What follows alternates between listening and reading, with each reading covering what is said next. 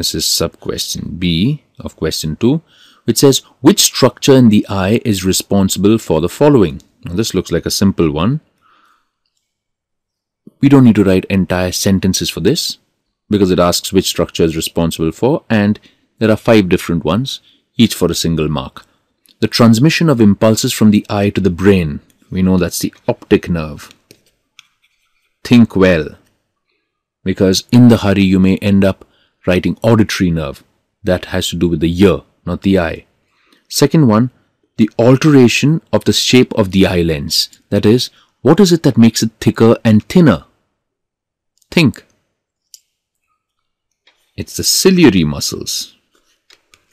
A common mistake is for people to put down iris. The iris controls the size of the pupil. In other words, it controls the amount of light entering the eye.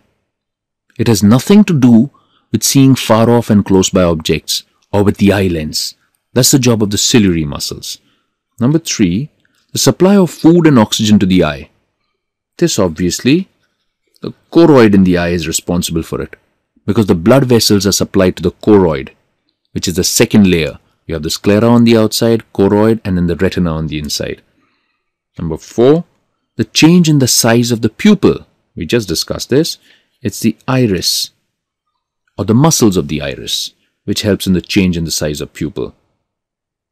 And finally, the structure that helps the eye to view objects in bright light.